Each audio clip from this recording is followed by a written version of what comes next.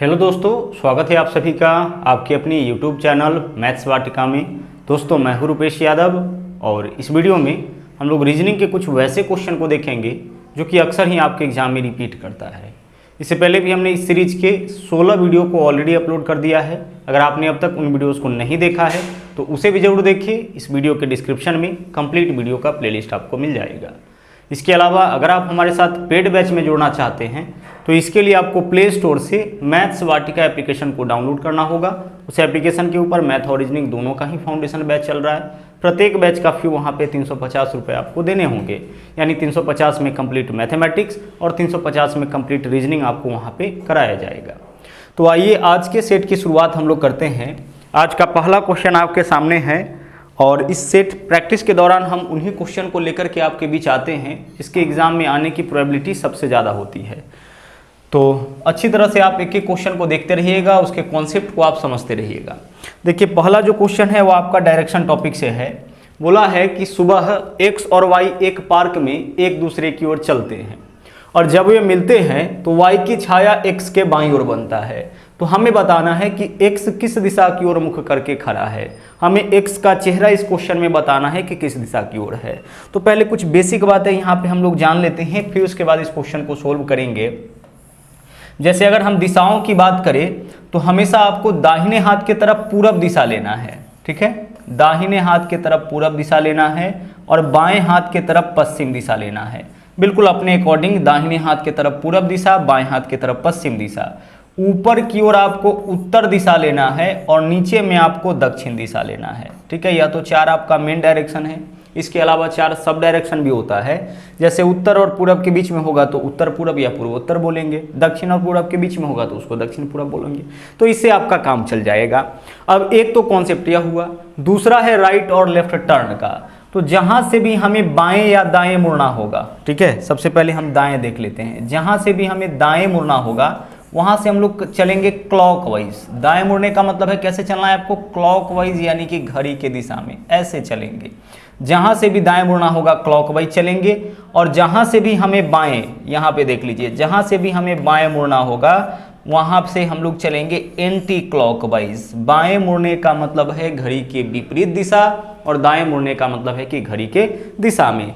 जैसे उत्तर से अगर हम क्लॉकवाइज में चले ना, दाईं ओर मुड़े यानी क्लॉकवाइज चले तो पूरब में आ जाएंगे। पूरब से अगर दाईं ओर मुड़े तो दक्षिण में। लेकिन पूरब से अगर हम बाईं ओर मुड़ेंगे तो उत्तर। बाईं ओर का मतलब होगा एंटी क्लॉकवाइज, दाईं ओर का मतलब होगा क्लॉकवाइज, ठीक है। अब आगे चलिए इस क्वेश्चन में आते हैं। अब छाया वाले क्वेश्चन को सोल्व करने का तरीका यह है कि आप उस व्यक्ति को खोजिए जिसके बाएं या फिर दाएं में छाया बना हो, है ना। हमेशा उस व्यक्ति को आपको इसमें से ढूंढना है जिसके बाएं या फिर दाएं छाया बना हो। तो छाया एक्स के बाईं ओर बना है तो हम नाम किस व्यक्ति का लिखेंगे, एक्स का। हमेशा उस व्यक्ति का नाम आपको लिखना है ना जिसके बाएं या फिर दाएं में छाया बनती हो। उस व्यक्ति का नाम आपको नहीं लिखना है जिसका छाया बनता हो। किसका नाम लिखेंगे, जिसके बाएं या फिर जिसके दाएं में छाया बने। तो छाया एक्स के बाईं ओर बना है तो हम एक्स का नाम लिखेंगे। अच्छा, इसके बाद आपको लिखना है सूरज की स्थिति, कि सूरज किस तरफ है भाई। क्योंकि छाया जो है वह प्रकाश के ऊपर डिपेंड होता है। प्रकाश जिस तरफ से आता है उसके अपोजिट में छाया बनती है। मान लीजिए कि प्रकाश पूरब से आ रहा है तो आपका छाया पश्चिम की ओर बनेगा। अगर लाइट दक्षिण की ओर से आ रहा है तो आपका छाया उत्तर की ओर बनेगा। तो हमें हमेशा छाया वाले क्वेश्चन में यह देखना पड़ेगा कि सूरज किस तरफ है। और सूरज की स्थिति तो 2 ही होती है, या तो सूरज पूरब में होगा या पश्चिम में होगा। तो बोला है सुबह में, यह जरूर स्पष्ट करेगा क्वेश्चन में कि समय सुबह का है कि शाम का है, सूर्यास्त का है ना, कि कौन सा समय है, निश्चित रूप से स्पष्ट करेगा।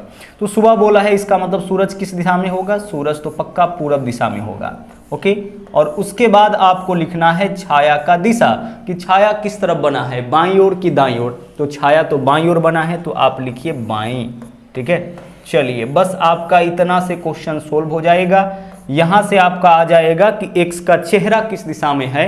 गौर से समझिएगा, सबसे पहले उस व्यक्ति का नाम लिखना है जिसके दाएं बाएं छाया बने। उसके बाद सूरज की स्थिति लिखना है जो कि या तो पूरब होगा या पश्चिम होगा। सूर्योदय बोलेगा तो पूरब, सूर्यास्त का समय बोलेगा तो पश्चिम। अब गौर से देखिएगा, हमारा आंसर यहां से आ चुका है पूरब के बाईं ओर। पूरब के बाईं ओर जो है ना वह x का चेहरा होगा। तो पूरब के बाईं ओर चलिए, बाईं ओर मतलब एंटी क्लॉकवाइज, तो पूरब के बाईं ओर चलेंगे तो किस दिशा में आ जाएंगे, उत्तर में, यानी कि उत्तर दिशा की ओर चेहरा होगा किसका, x का। तो हमारा आंसर आ चुका है, चूंकि हम लोगों से यही पूछा था कि x का चेहरा किस दिशा में है, तो x का चेहरा आपका उत्तर दिशा में हो जाएगा। लेकिन मान लीजिए इस क्वेश्चन में यह पूछ दिया गया होता कि भाई y का चेहरा आप बताओ कि y का चेहरा किस तरफ होगा, तो चूंकि x और y एक दूसरे की ओर है, यानी x और y का चेहरा एक दूसरे के विपरीत में है, तो x के विपरीत में y का चेहरा होगा। तो x का चेहरा अगर उत्तर है तो y का चेहरा दक्षिण दिशा में हो जाएगा। ठीक है, चलिए आगे बढ़ते हैं, अगले क्वेश्चन के ऊपर आ जाते हैं। एक एक क्वेश्चन को बहुत ही डिटेल में हम लोग समझते हुए आगे बढ़ेंगे। अगला क्वेश्चन है कि 29 लड़कों की एक पंक्ति में अर्जुन बाएं छोर से 17वें और राहुल उसी पंक्ति में दाएं छोर से 17वें स्थान पर है, तो पंक्ति में कुल कितने लड़के हैं। देखिए यह क्वेश्चन आपका रैंकिंग का है, और रैंकिंग में जो एक फॉर्मूला बहुत ही ज़्यादा कॉमन है जिसका उपयोग करते हैं वह है टोटल बराबर होता है लेफ्ट प्लस राइट माइनस 1। यह टोटल क्या है समझते हैं इसको, इस फॉर्मूला को ध्यान से समझिएगा, इसी का उपयोग हम लोग रैंकिंग टॉपिक के अंदर करते हैं और बहुत ही ज़्यादा करते हैं। कहने का मतलब है कि जब भी किसी एक व्यक्ति का स्थान दोनों ही छोर से दे दे, बाएं से भी और दाएं से भी, कई बार आगे और पीछे से देता है, तो आगे और पीछे दोनों तरफ से एक व्यक्ति का स्थान दे देना, उस केस में उस पंक्ति में कुल कितने व्यक्ति होंगे इसकी संख्या को हम लोग इसी फॉर्मूला से निकालते हैं। जैसे मान लीजिए क्वेश्चन में बोला जाए कि किसी पंक्ति में ए जो है ना, किसी पंक्ति में ए बाएं छोर से 15वें नंबर पर और दाएं छोर से 13वें नंबर पर है, तो उस पंक्ति में कुल कितने व्यक्ति होंगे, तो हम लिखेंगे लेफ्ट प्लस राइट माइनस 1, तो 15 13 28 माइनस 1 यानी कि 27। उस पंक्ति में कितने व्यक्ति हो जाएंगे, 27 व्यक्ति हो जाएंगे। ठीक है, तो इस फॉर्मूला का उपयोग कब करना है, जब आपको टोटल व्यक्ति निकालना पड़ेगा। अब एक चीज यहां से भी आप समझ लीजिए, मान लीजिए कि आपको किसी व्यक्ति का पोजीशन लेफ्ट से निकालना हो या किसी का पोजीशन राइट से निकालना हो, तब क्या करेंगे, तो अगर लेफ्ट से किसी व्यक्ति का पोजीशन निकालना हो तो इसी इक्वेशन से सोल्व करेंगे। देखिए टोटल प्लस राइट है, इधर आएगा तो माइनस राइट हो जाएगा। ठीक है, और आगे माइनस 1 है, बराबर की इधर आएगा तो प्लस 1 हो जाएगा। यहाँ पे हम प्लस 1 कर सकते हैं, एक ही बात है, यहाँ प्लस 1 करिए, यहाँ प्लस 1 करिए, एक ही बात है, बराबर क्या होगा, लेफ्ट हो जाएगा।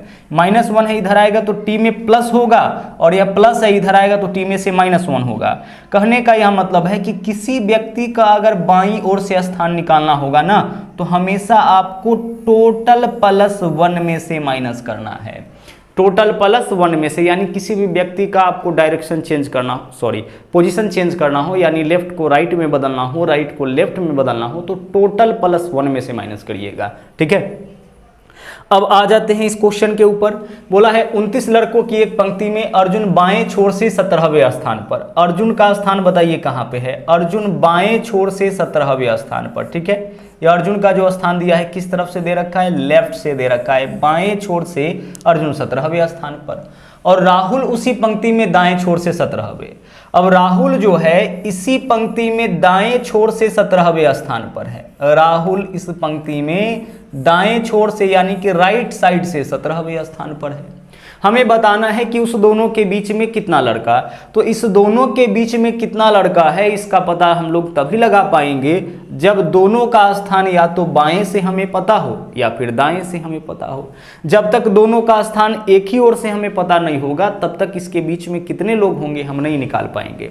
तो आइए हम ऐसा करते हैं कि अर्जुन का स्थान तो बाएं से पता है ना, राहुल का स्थान जो दाएं से पता है उसको बाएं से निकालते हैं। दाएं से यह 17 नंबर पर है, तो बाएं से कितने नंबर पर होगा, तो इस बार क्या करना है कि दाएं को बाएं में बदलना है, तो टोटल प्लस 1 में से माइनस करिए, तो टोटल 29 लड़का है, 30 में से 17 माइनस करिए 13, यानी कि राहुल जो होगा ना, अब इस डाटा को मत देखिए, राहुल जो होगा वह बाएं छोर से कितने नंबर पर होगा, 13 नंबर पर होगा।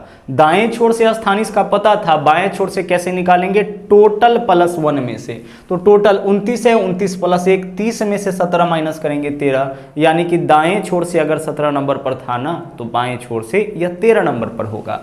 अब आगे देखिए, दो व्यक्ति है, एक तो बाएं से 17 और एक बाएं से 13, तो बाएं से 17वें और बाएं से 13वें व्यक्ति के बीच में कितना लड़का होगा, तो 17 और 13 में डिफरेंस कितना का है, 4 का, और जितना का डिफरेंस होता है ना उससे एक कम व्यक्ति होता है, यानी इसके बीच में 3 व्यक्ति होगा, जितना का डिफरेंस होगा उससे एक कम व्यक्ति होता है। क्योंकि अगर हम आपसे पूछे ना कि 10 और 15 के बीच में कितना, 10 और 15 के बीच में कितना संख्या है, तो आप ऐसा नहीं बोलोगे कि सर 5 संख्या है, 5 बोलोगे तो गलत हो जाएगा। देखो 10 और 15 के बीच में 1 2 3 4 संख्या है, तो जब भी बीच में बोला जाए तो इस दोनों में जितना का डिफरेंस होगा उससे एक कम संख्या होगा। तो उसी तरह से बाएं ओर से 17वें और बाईं ओर से 13वां के बीच में कितना व्यक्ति होगा, तो डिफरेंस कितना का है 17 और 13 में, 4 का, और जितना का डिफरेंस होगा उससे एक कम व्यक्ति, यानी कितना व्यक्ति हो जाएगा, 3। तो आंसर हमारा इस क्वेश्चन का होगा आपका विकल्प ए। अब बढ़ते हैं अगले क्वेश्चन में। अगला क्वेश्चन देखिए, बोला है निम्नलिखित आकृति में कितने त्रिभुज हैं। देखिए जब भी आपको त्रिभुज काउंट करना होगा ना, तो आप बेसिक फिगर इसमें से छांटिएगा कि भाई किस तरीके के बेसिक फिगर से मिलके यह आकृति आपका बना है। तो अगर आप गौर से देखोगे ना तो पता चलेगा कि इस तरीके का बेसिक फिगर इसमें यूज किया गया है, और अगर ऐसा एक फिगर होगा तो इस फिगर में कुल मिला के 3 त्रिभुज होगा। देखिए 1 2 और एक बड़ा वाला, अगर इस तरीके का आकृति मिले तो इसमें कितना त्रिभुज होगा, 3, 1 2 और एक बड़ा वाला। अब गौर से देखिएगा, पहचानिएगा आप, इस पार्ट को देखिए, केवल इसी तरीके का आकृति है तो इसमें 3 ट्रायंगल हो जाएगा इस पार्ट में। अब इस पार्ट में चलिए देख लीजिए, इसी तरीके का आकृति है तो इसमें भी कितना ट्रायंगल हो जाएगा, 3 ट्रायंगल हो जाएगा। समझ पा रहे होंगे इस बात को। देखिए यहाँ पे आप देखिए, गौर से देखिए, क्या सेम इसी तरीके का आकृति है, हाँ सर इसी तरीके का आकृति है, तो इसमें 3 ट्रायंगल, 1 2 और एक पूरा बड़ा वाला। सेम यहाँ भी 1 2 और एक पूरा बड़ा वाला। इस वाले पार्ट को देखिए ना, इस वाले पार्ट को देखिए, इधर भी कितना 3, तो 3 और 3 6, तो यह हो गया, ठीक है। उसके बाद यह वाला एक इंडिविजुअल है तो 7, यह वाला एक इंडिविजुअल है तो 8। अब हम वैसे ट्रायंगल को खोजेंगे जो 2 बेसिक फिगर के मिलने से बना हो, तो इस दोनों के मिलने से, देखो इस पार्ट के और इस पार्ट के मिलने से क्या कोई त्रिभुज बनेगा, इस दोनों के मिलने से कोई भी नया त्रिभुज नहीं बना है ना। अब ऐसे त्रिभुज को हम लोग खोजेंगे जिसका दायरा यहां से शुरू हो और इसमें खत्म हो, तो इस दोनों के मिलने से कोई नया ट्रायंगल नहीं बना है। अब देखिए क्या इस दोनों के मिलने से कोई नया ट्रायंगल बना है, हाँ सर बना है। इस दोनों के मिलने से देख लीजिए, यह वाला जो ट्रायंगल है, इस ट्रायंगल को आप गौर से देखिए, यह ट्रायंगल कब बना है, जब यह आकृति इसके साथ मिला है। तो एक यह भी आपका एक्स्ट्रा हो गया जो इस दोनों आकृति के मिलने से बना हो। अब देखिए क्या इस दोनों के मिलने से कोई नया ट्रायंगल बना है, नहीं बना है। तो अब हमें पता चल चुका है 3 3 6 7 8 और एक इस दोनों आकृति के मिलने से 9, यानी कि इसमें कुल मिला के कितना त्रिभुज हो जाएगा आपका, इस आकृति में कुल मिला के 9 त्रिभुज हो जाएगा, ठीक है। चलिए बढ़ते हैं अगले क्वेश्चन में। अगला क्वेश्चन देखिए, अगला क्वेश्चन जो आपका है ना, ये आपका पजल से है। बहुत ही ध्यान से समझिएगा, सिंपल कॉन्सेप्ट होता है ना, क्वेश्चन होता है, बस कॉन्सेप्ट को समझना है। और कुल मिला के देखिए यह डाटा है और इसके ऊपर 3 क्वेश्चन हम लोग करेंगे। ओके, 3 क्वेश्चन इसके ऊपर पूछा गया था, उन तीनों ही क्वेश्चन को हम लोग करेंगे। बोला है कि 5 अचार आम, नींबू, टमाटर, करौंदा और लहसुन बाएं से दाएं एक पंक्ति में 5 जार में क्रम रहित रखे गए हैं। यानी 5 अचार को 5 जार में रखा गया है। अब गौर से देखिएगा, सबसे पहले तो हम 5 जगह बना लेते हैं, ठीक है। 5 अचार को रखने के लिए 5 जगह, पहला, दूसरा, तीसरा, चौथा और 5वां। 5 अचार को रखने के लिए हम 5 जगह बना दिए। अब कहाँ पे कौन रहेगा या क्वेश्चन के हिसाब से हम लोग तय करेंगे। अब पहले लाइन में चलिए देखिए क्या बोला है, करौंदा किसी भी किनारे पर नहीं है। करौंदा किसी भी किनारे पर नहीं है, यानी करौंदा न तो यहाँ, कैसे करौंदा ले लेते हैं, करौंदा न तो यहाँ होगा, लिख के हम काट देते हैं, और करौंदा न तो यहाँ होगा, ताकि स्पष्ट होता रहे कि भाई करौंदा को जो है ना किनारे पर नहीं रखना है। बोला है करौंदा किसी भी किनारे पर नहीं है, यानी करौंदा न तो यहाँ है न ही यहाँ पे है।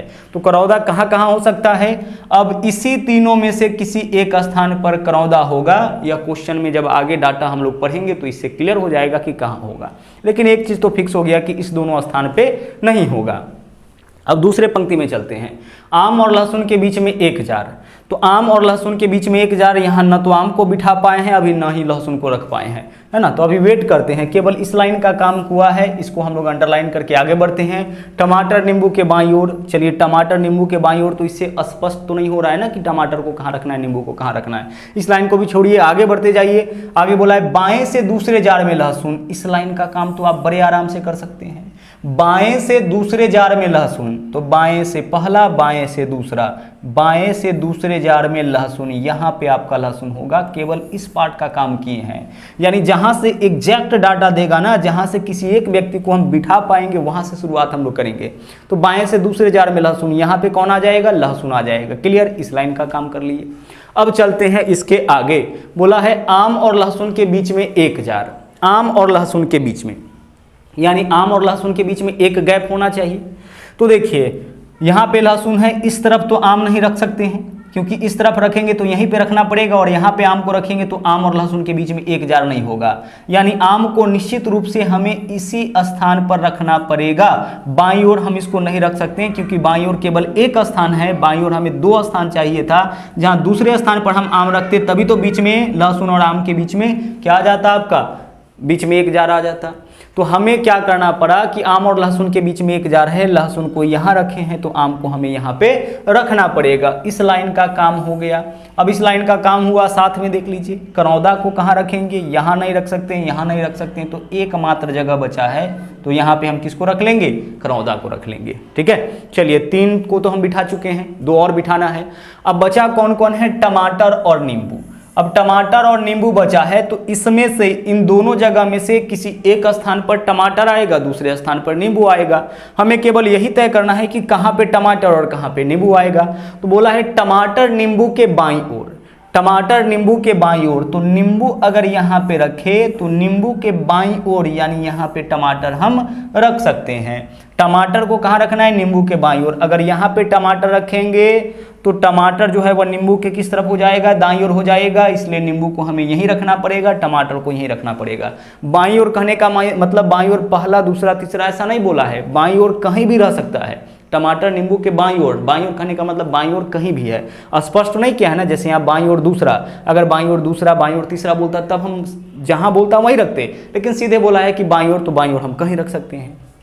अब देख लीजिए पूरा आपका डाटा क्लियर हो चुका है, 5 आचार को हम लोग बिठा चुके हैं, रख चुके हैं। अब इसके बेसिस पर जो क्वेश्चन है उसको लाते हैं, इसको पहले हम हटाते हैं। ठीक है, बारी बारी से क्वेश्चन लाएंगे और उसको हम लोग सोल्व करेंगे। देखते हैं पहला क्वेश्चन क्या है। यहाँ पे क्वेश्चन नहीं दिख रहा है, रुक जाइए 1 सेकेंड, क्वेश्चन हम ले लेते हैं। 1 सेकेंड आप वेट करिएगा।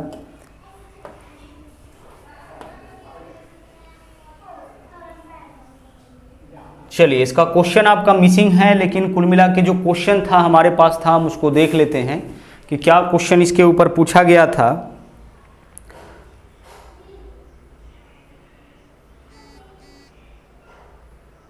चलिए पहला क्वेश्चन देखिए क्या था इसमें। जो पहला क्वेश्चन था ना, डाटा मिसिंग है यहाँ पे, क्वेश्चन था नहीं। पहला क्वेश्चन इसके ऊपर पूछा गया था कि नींबू बाएं से किस जार में है?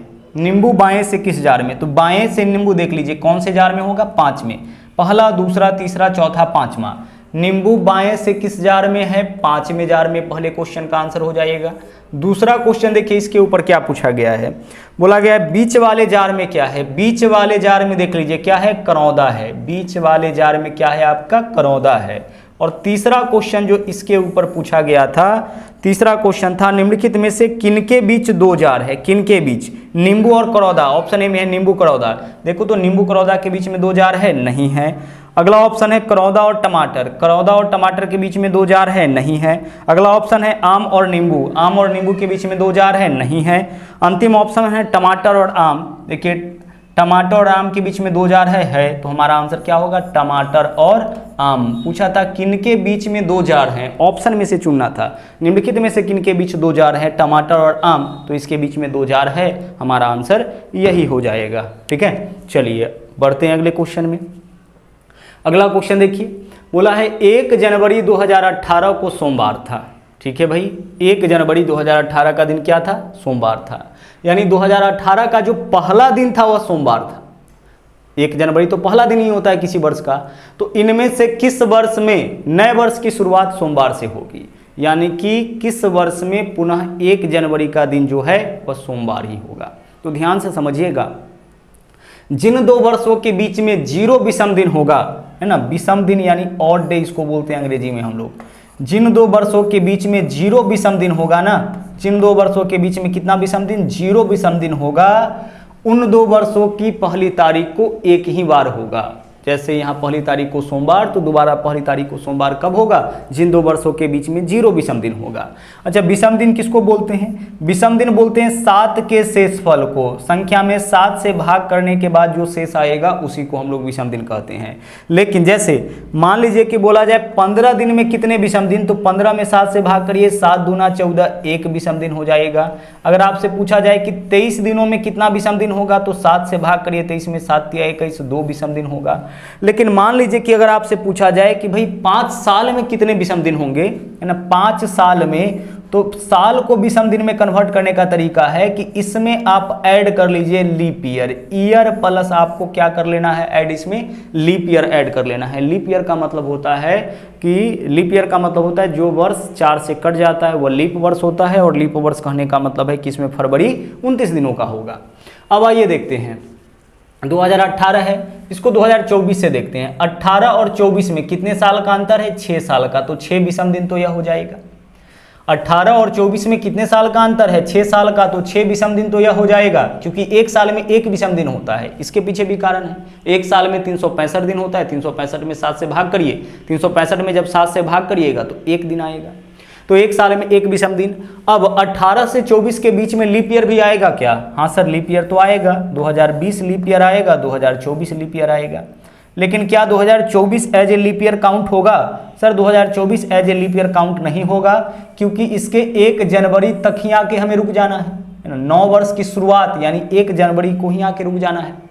तो किसी भी वर्ष को एज ए लीप ईयर हम लोग काउंट तभी करते हैं जब तक उसके 29 फरवरी को हम लोग क्रॉस ना कर ले, यानी किसी भी वर्ष के 29 फरवरी को हम क्रॉस करेंगे तभी वह as a leap year count होगा। तो 2024 के, है ना, 2024 के 29 फरवरी को हम लोग क्रॉस नहीं किए हैं, इसलिए यह as a leap year count नहीं होगा। मतलब केवल 1 लीप वर्ष आएगा, इसके बीच में कितना लीप वर्ष आएगा? केवल 1 लीप वर्ष। इसको इसमें ऐड कर लीजिए, ईयर प्लस लीप ईयर।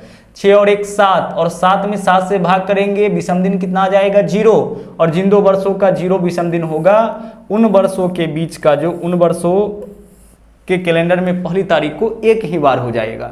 तो हमारा आंसर इस क्वेश्चन का क्या होगा? 2024 हो जाएगा।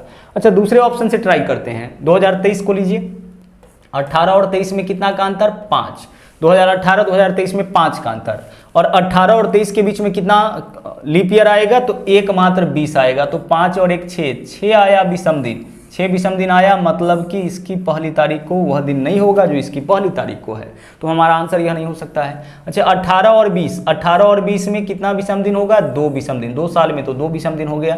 और 2020 as a leap year count हमें नहीं करना है, क्योंकि हमें जनवरी तक ही रुक जाना है, तो 2 विषम दिन आया। मतलब इस दोनों की पहली तारीख को एक ही बार नहीं होगा। उसी तरह से 22 यहाँ पे 4 और 1 5 विषम दिन हो जाएगा। बढ़ते हैं अगले क्वेश्चन में। अगला क्वेश्चन देखिए, यह क्वेश्चन अक्सर ही आपके एग्जाम में आ जाता है। कोई भी समय दिया जाएगा और उस समय में घड़ी के घंटे और मिनट की सुई के बीच में बनने वाले कोण का माप आपसे पूछा जाएगा। ठीक है, जैसे मान लीजिए कि किसी घड़ी में 3 बजे हैं, तो 3 तो ऐसे ही बजती है किसी भी घड़ी में तो 3 ऐसे ही बजेगा ना। तो 3 बजे देख लीजिए, 3 बजे एक एंगल तो यह वाला बनेगा, एक छोटा कोण, और एक बड़ा कोण इस तरफ से बनेगा, और इस पूरे को अगर हम मिला देंगे तो कितना डिग्री का कोण बन जाएगा? 360 डिग्री। तो एक कोण हमेशा हम लोग फॉर्मूला से निकालते हैं और दूसरे कोण का माप 360 डिग्री में से घटा के निकाल लेते हैं। एक कोण, इस दोनों में से एक कोण फॉर्मूला से निकलेगा और दूसरे कोण का माप कहाँ से निकालेंगे? 360 डिग्री में से घटा के निकालेंगे। अब आइए, एक कोण निकालने का जो फॉर्मूला है वह क्या है?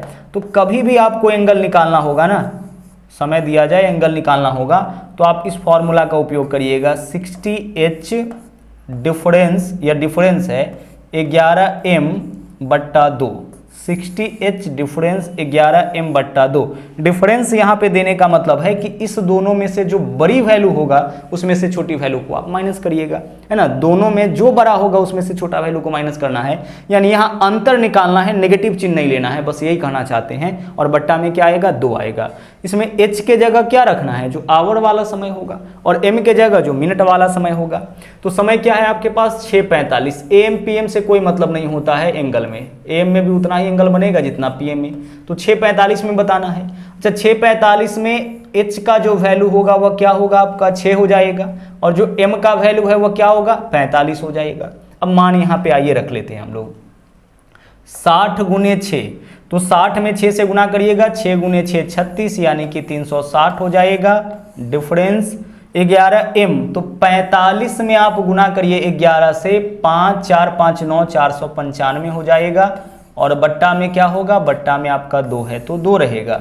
बड़ी वैल्यू में से छोटी वैल्यू आप माइनस करिए, 495 में से 360 माइनस करिएगा, कितना हो जाएगा आपका 135, और 135 में आपको भाग करना है 2 से, 2 से काटिए, 2 छक्के 12, 1 बचेगा, 15 2 सत्ते 14, 1 बचेगा, पॉइंट डालेंगे 0, 2 पंचे 10, यानी कि 67.5 डिग्री का कोण आपका बन जाएगा। अब देख लीजिए ऑप्शन में 67.5 डिग्री है तो हमारा आंसर यही हो जाएगा।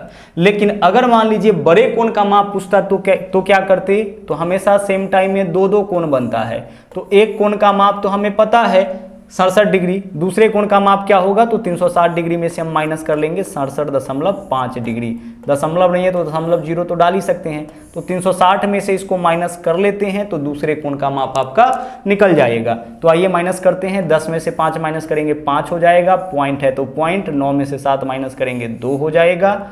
इसके अलावा यहाँ पे देखिए यह 5, 15 में से 6 माइनस करेंगे तो 9 होगा, और यह आपका 2 हो जाएगा। तो 292.5 डिग्री। 2 कोणों में से एक कोण का माप इतना, दूसरे कोण का माप इतना। एक कोण का माप तो हमें निकालना है फॉर्मूला से, दूसरे कोण का माप 360 डिग्री में से माइनस कर लेंगे तो निकल जाएगा।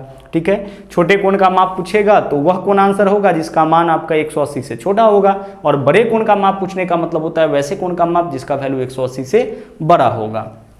आगे बढ़ते हैं, अगले क्वेश्चन में आ जाइए। बोला है एक्स वाई का भाई है। देखिए यह क्वेश्चन आपका ब्लड रिलेशन का है, और ब्लड रिलेशन के क्वेश्चन को बनाने के लिए हम लोग फैमिली ट्री का उपयोग करते हैं। और फैमिली ट्री में 2 चीज़ों का ध्यान रखते हैं, एक तो जनरेशन का, दूसरा जेंडर का। जनरेशन की बात करें तो अकॉर्डिंग टू जनरेशन इस धरती पर जो पहले आया है उसको ऊपर रखेंगे, जो बाद में आया है उसको नीचे रखेंगे। और अकॉर्डिंग टू जेंडर बात करेंगे तो जो भी पुरुष होगा ना उसको रखना है ट्रायंगल में, और जो महिला होगी उसको रखना है सर्किल में। और एक चीज़ का और ध्यान रखना है कि जो भी मैरिज कपल होगा यानी पति पत्नी के बीच में आपको प्लस सिंबल यूज करना है, केवल यहीं पे प्लस यूज करना है। अब आइए क्वेश्चन को सोल्व करते हैं। बोला है एक्स वाई का भाई है। एक्स जो है वह कौन है, वाई का भाई। तो एक्स और वाई दोनों साथ में रहेगा, और एक्स का जेंडर क्लियर है कि एक्स भाई है, मतलब एक्स क्या होगा, पुरुष हो जाएगा। तो एक्स वाई का भाई हो गया। ठीक है, एक्स जो है वह क्या है, वाई का भाई। आगे भी वाई की माँ, भी जो है ना वह वाई की माँ है, तो भी कहाँ रहेगा, वाई के ऊपर, और माँ है तो इसका भी जेंडर क्लियर हो गया कि यह महिला होगी। गौर से देखिए, एक्स भाई है वाई का, वाई भाई या बहन हो जाएगा एक्स का, भी माँ है वाई का, तो एक्स का भी माँ कौन होगा, भी होगा, चूंकि एक्स भाई है वाई का। ठीक है, तो इस दोनों की माता भी है, और एक्स जो है भी का पुत्र हो जाएगा, वाई पुत्र या पुत्री होगा। आगे एम भी के पति की बहन है। देखिए क्या बोला, एम जो है वह भी के पति की बहन, तो भी के पति, यह भी के पति हो गए। ठीक है, यह कौन हो गया, भी का पति, और इसका बहन कौन है, एम है। यहाँ पे आपका एम है। एम कौन है, भी के पति। एक ब्लैंक ट्रायंगल ले लिए, पति है तो पुरुष ही होगा, लेकिन कौन व्यक्ति है नहीं पता है, तो भी के पति का बहन कौन है, एम। इस लाइन का काम किए हैं, एम भी के पति की बहन है। आगे एन भी का भाई है। एन कौन है, भी का भाई, तो भी का भाई जो है वह भी के साथ रहेगा, और भाई है यानी पुरुष है, इसको रखिए ट्रायंगल में, एन भी का भाई हो गया। यू भी का पति, भी का पति कौन है, यू, तो भी का पति यहीं पे होगा ना, यह कौन है, यू है।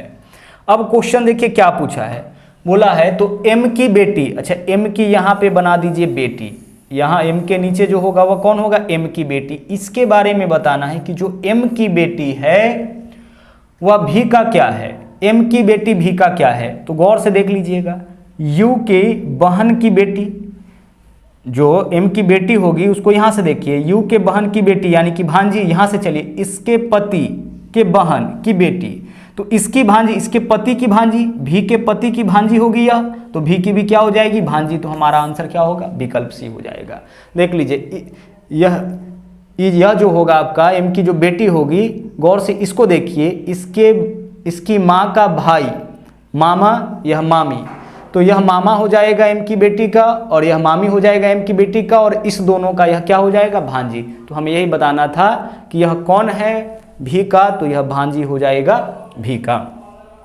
अगले क्वेश्चन में आइए, हमें बताना है उपरोक्त आकृति में कितने आयत है, आयत काउंट करना है। देखिए आयत काउंट करने का एक छोटा सा ट्रिक है, देखिएगा जितने भी कॉलम है उसमें नंबर डालिए, तो 1 2 3 4, ठीक है।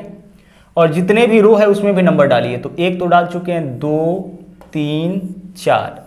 अब आप दोनों का सम निकालिए, 1 2 3 3 6 और 4 10, रो का सम कितना आ गया 10। कॉलम का भी सम निकालिए, 1 2 3 3 6 और 4 कितना हो गया 10।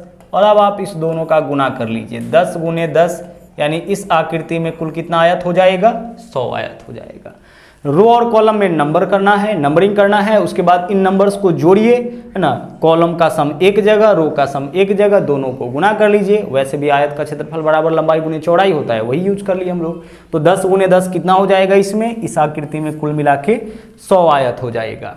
आगे बढ़िए, यह क्वेश्चन एम्बेडेड फिगर का है। बोला है दी गई एक आकृति किसी एक उत्तर आकृति में सन्निहित है, यानी कि यह जो आकृति है किसी एक आकृति में है, हमें उस आकृति का चयन करना है। तो यह वाला देखो इस वाले आकृति में है, देख सकते हैं यहाँ पे है। तो हमारा आंसर क्या होगा, आकृति ए। और आकृति के लिए विकल्प कौन सा है, विकल्प ए। तो हमारा आंसर विकल्प ए हो जाएगा। अगले क्वेश्चन में आइए, यह क्वेश्चन आपका सीटिंग अरेंजमेंट से है। बोला है कि 7 अधिकारी T U V W X Y और जेड एक वृत्त के चारों ओर केंद्राभिमुख होकर बैठे हैं, ठीक है। सबसे पहले देखिए, 7 व्यक्तियों को बैठने के लिए हमें जगह बनाना पड़ेगा, ठीक है। एक वृत्त बना लिए और इसमें 7 व्यक्तियों को बैठने के लिए आप जगह बना लीजिए। पहला व्यक्ति, दूसरा, तीसरा, चौथा, पांचवा, छठा और सातवां, 7 व्यक्तियों को बैठने के लिए हमने जगह बना लिया। गौर से देख सकते हैं सबका चेहरा केंद्र की ओर है। अब यहां से चलिए, अब आगे देखिए क्या बोला है, टी जेड और डब्ल्यू के बीच में बैठा है। अब बीच वाला से आप आंसर नहीं निकाल पाइएगा, आप आंसर वहां से निकाल पाइएगा जहां से दाएं बाएं बोले। तो इसको अंडरलाइन करके छोड़ दीजिए, पहले बाएं दाएं वाला को बिठा लेंगे, फिर यहां पे आ जाएंगे। अब यहां देखिए क्या बोला है, भी जो डब्ल्यू के दाईं ओर दूसरा, भी कहां है, डब्ल्यू के दाईं ओर दूसरा। तो पहला व्यक्ति को पूरे अरेंजमेंट में जहां जी में आए वहां बिठाइए। तो डब्ल्यू को हम यहां पे बिठा लेते हैं, डब्ल्यू, भी जो डब्ल्यू के दाईं ओर दूसरा, और भी को कहां बिठाना है, डब्ल्यू के दाईं ओर दूसरा, दाईं ओर पहला, दाईं ओर दूसरा। यहां पे किसको बिठाना है, यहां पे भी को बिठाना है।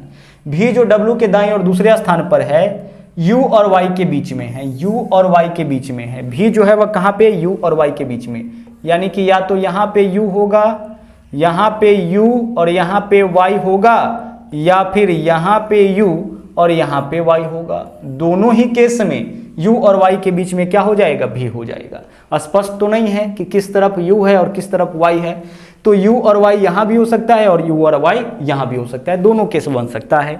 अब यहाँ पे चलते हैं, इसको अंडरलाइन करके छोड़ दिए थे।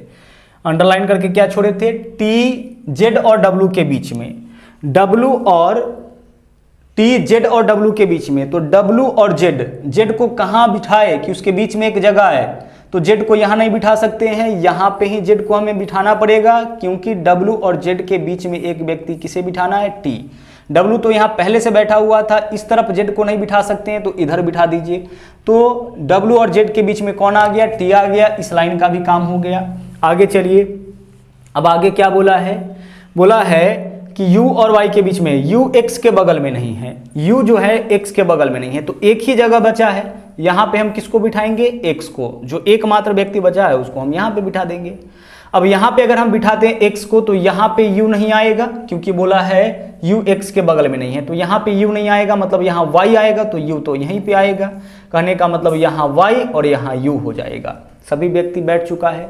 पूछा क्या है हम लोगों से क्वेश्चन, अब पूछा है u के ठीक दाईं ओर कौन बैठा है, u के ठीक दाईं ओर। तो u के ठीक दाईं ओर देख लीजिए कौन बैठा है, भी। तो हमारा आंसर इस क्वेश्चन का विकल्प सी हो जाएगा। इसके ऊपर भी कई क्वेश्चन पूछा गया था, लेकिन एक क्वेश्चन ही यहाँ पे मौजूद है। हमारा आंसर क्या होगा इस क्वेश्चन का, हमारा आंसर इस क्वेश्चन का आपका हो जाएगा भी। तो यह आपका आखिरी क्वेश्चन था आज के सेट का। तो आज के लिए इतना ही, वापस मुलाकात होगी अगले दिन फिर से एक नए सेट के साथ। तो मिलते हैं अगली क्लास में। थैंक यू, जय हिंद।